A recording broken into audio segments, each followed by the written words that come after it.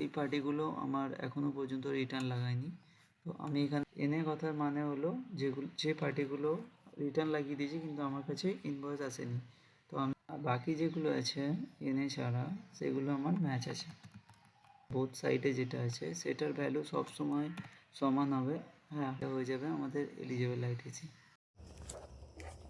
নমস্কার, আজকে আমরা আলোচনা করব ইনপুট ক্লেম করার জন্য সবথেকে গুরুত্বপূর্ণ বিষয় জিএসটি 2B রিকনসিলিয়েশন নিয়ে। সরকারি নিয়ম অনুসারে আমরা পারচেস করার সময় যা ট্যাক্স পে করে থাকি তা আমরা তখনই ফেরত পাবো যখন সামনের পার্টি জিএসটি 1 লাগাবে এবং সামনের পার্টি জিএসটি 1 ফাইল করার সাথে সাথেই আমাদের জিএসটি 2Bতে শো করবে, তখনই আমরা সেটাকে ইনপুট হিসাবে ফেরত পাবো।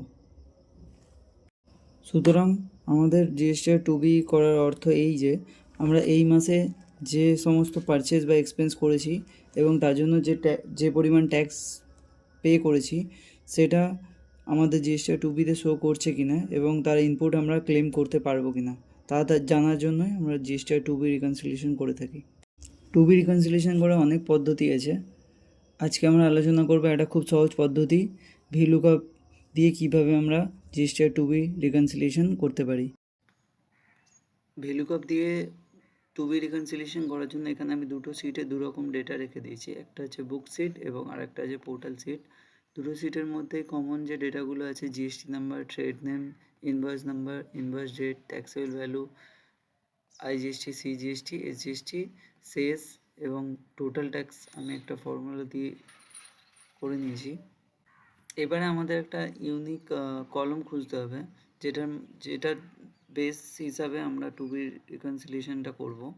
তো আমাদের এখানে ইউনিক কলম বলতে ইনভয়েস নাম্বারটাকেই বোঝায়, কারণ ইনভয়েস নাম্বার সবার জন্য ইউনিক হয়, আলাদা আলাদা হয়, আলাদা আলাদা ইনভয়েসের জন্য আলাদা আলাদা ইনভয়েস নাম্বার হয়। আর সমস্ত কোম্পানি প্রায় সবাই আগে প্রেফিক্স বা সাফিক্স ইউজ করে, যেরকম আরডি ট্রাভেলসের ক্ষেত্রে এরা ডিআর ইউজ করেছে এবং মা সান্তোষির জন্য এমএসএস ইউজ করেছে।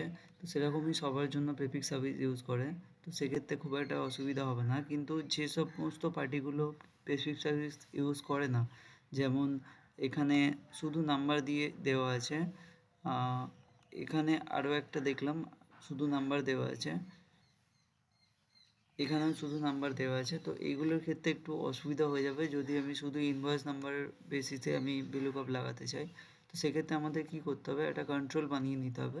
তো কন্ট্রোলটা আমরা বানাবো জিএসটি নাম্বার অ্যান্ড ইনভয়েস নাম্বারের বেসিসে, কারণ সেম জিএসটি নাম্বারের যদি কোনো নর্মাল প্রেফিক্স সাফিক্স ছাড়াও যদি ইনভয়েস নাম্বার দিয়ে থাকে, তো একটা জিএসটি নাম্বারে ওই সেম সিরিয়াল নাম্বার একটাই দিতে পারবে পুরো বছরের মধ্যে, অ্যাজ পার গভর্নমেন্ট রুল।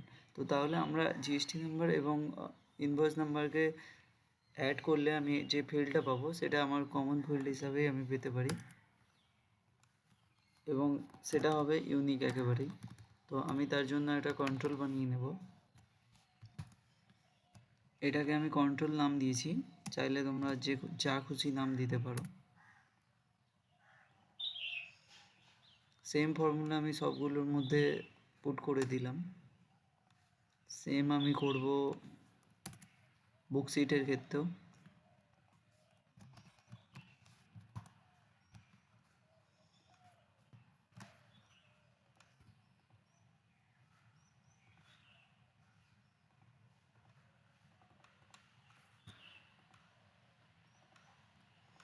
আমার দুটো জায়গা দিয়ে কন্ট্রোল বানানো হয়ে গেছে। এবারে আমার কাজ করতে হবে সেটা হচ্ছে আমাকে ভিলুকআপ লাগাতে হবে। এটা বুক সিট আছে, তো বুক সিটের মধ্যে আমাকে পোর্টাল ভ্যালু আনতে হবে। পোর্টালে কত টোটাল ট্যাক্স আছে সেটা আমাকে দেখতে হবে। পোর্টাল ভ্যালু,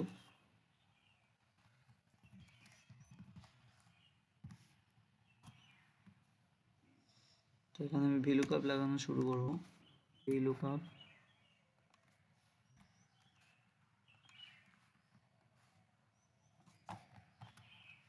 টেবিলটা আমি সিলেক্ট করে ফ্রিজ করে নেব। এখানে কলম ইন্ডেক্স নাম্বারের জন্য আমি ইউজ করব 1 2 3 4 5 6 7 8। আমি 8 ইউজ করব, যেহেতু 8 নম্বর কলমে আমার টোটাল ট্যাক্সটা আছে এবং এর জন্য আমি ফলস, এক্স্যাক্ট ম্যাচের জন্য ফলস। সমস্তটাই আমি ফর্মুলা লাগিয়ে দিলাম। এবারে আমাকে এখানে একটা ডিফারেন্সের কলম বের করতে হবে। ডিফারেন্স কলম বের করার কারণ এই যে যদি কোনো ভুল করে আমি ট্যাক্সের অ্যামাউন্ট ভুল বুক করে নিই, অথবা সামনের পার্টি যদি ভুল করে অন্য অ্যামাউন্টের রিটার্ন লাগিয়ে দেয়, তো সেই জন্য আমাদের ডিফারেন্স অ্যামাউন্ট বের করে নিতে হবে। যদি কিছু ডিফারেন্স অ্যামাউন্ট থাকে তাহলে সেক্ষেত্রে আমাদের পার্টিকে দিয়ে অ্যামেন্ড করাতে হবে, অথবা আমাদের বুকসে ঠিক করতে হবে। তো আমি এখানে লাগিয়ে নিলাম।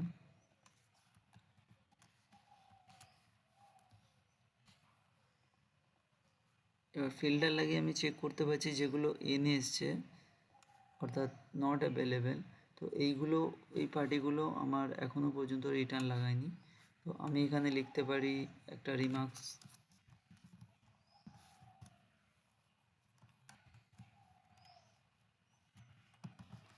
সাপ্লায়ার নট ফাইল GSTR 1,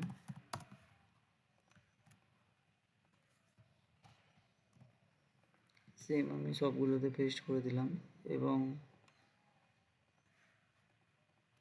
এখানে আমি লিখতে পারি match GSTR 2B, same copy করে আমি সমস্তটাতেই পেস্ট করে দেবো। তো এরকমভাবে আমি তো পেয়ে গেলাম যে সাপ্লায়ারগুলো আমার GSTR 1 ফাইল করেনি, কিন্তু আমার এরকম কিছু ডেটা থাকতে পারে যে যারা পোর্টালে রিটার্ন ফাইল করেছে কিন্তু আমি এখনও ইনভয়েস রিসিভ করিনি। তো সেটার জন্য আমাকে ঠিক একই কাজ আমাকে পোর্টাল সিটেও করতে হবে। তো এখানে আমি বুক ভ্যালু নিয়ে আসবো, VLOOKUP control table array select করে নেব।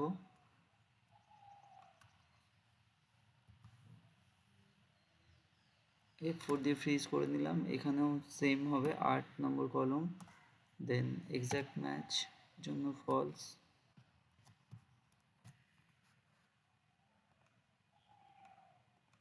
এখানেও সেমভাবে আমি ডিফারেন্সটা বের করে নেব।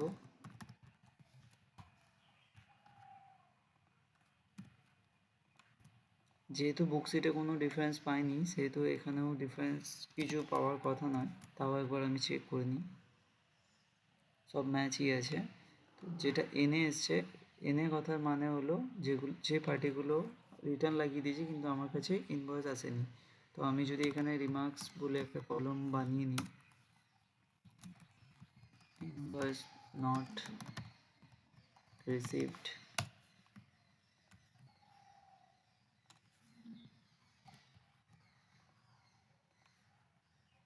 আর বাকি যেগুলো আছে এনে ছাড়া সেগুলো আমার ম্যাচ আছে।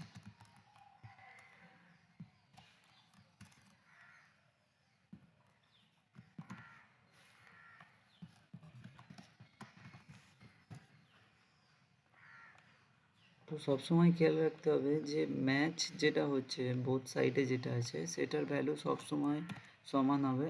হ্যাঁ, রাউন্ডিং অফে ডিফারেন্স কিছু থাকতে পারে যেগুলো আমরা ওই ইগনোর করে দিই।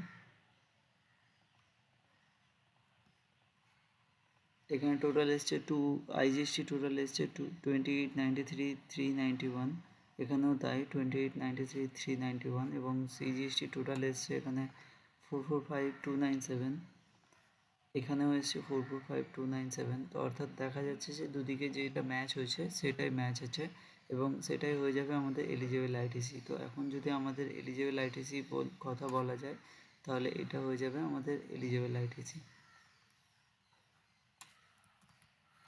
ভিডিওটা কেমন লাগলো আমাকে কমেন্ট করে জানাবে, ভালো লাগলে লাইক শেয়ার অ্যান্ড সাবস্ক্রাইব করে যাবেন।